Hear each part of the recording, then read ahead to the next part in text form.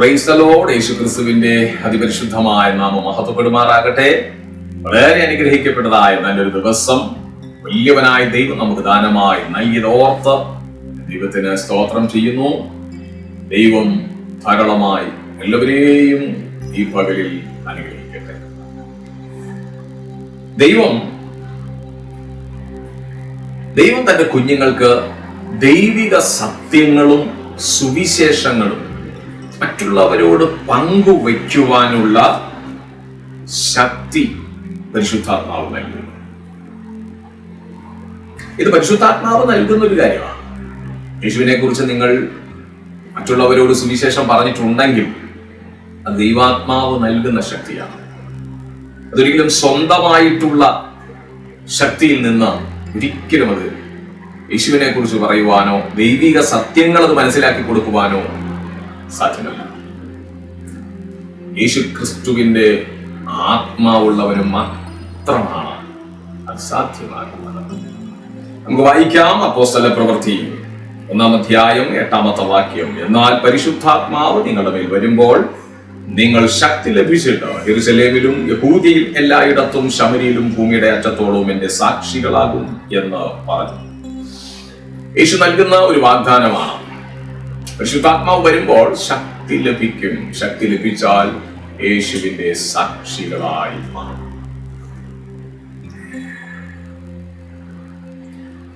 ആത്മശക്തി ഇല്ലാതെ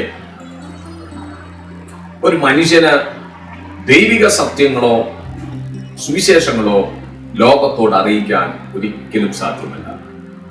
അതുകൊണ്ടാണ് പരിശുദ്ധാത്മാവോ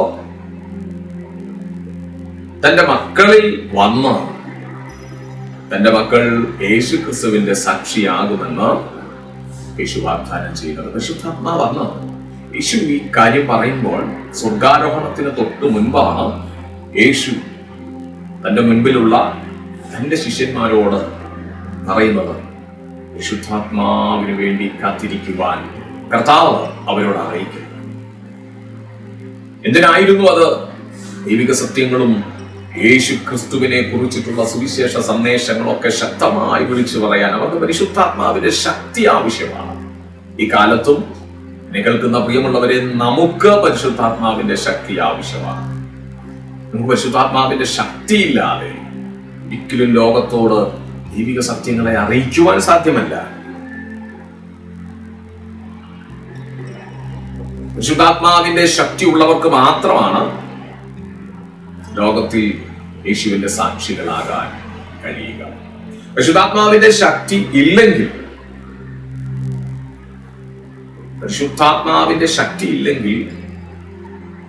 ഒരു മനുഷ്യന് ദൈവിക സത്യങ്ങൾ അറിയിക്കാൻ സാധ്യമല്ല എന്ന് പറയുന്നതിന്റെ കാര്യം, പ്രാകൃത മനുഷ്യൻ ഒരിക്കലും ദൈവാത്മാവിന്റെ ഉപദേശങ്ങൾ കൈക്കൊള്ളുന്നില്ല.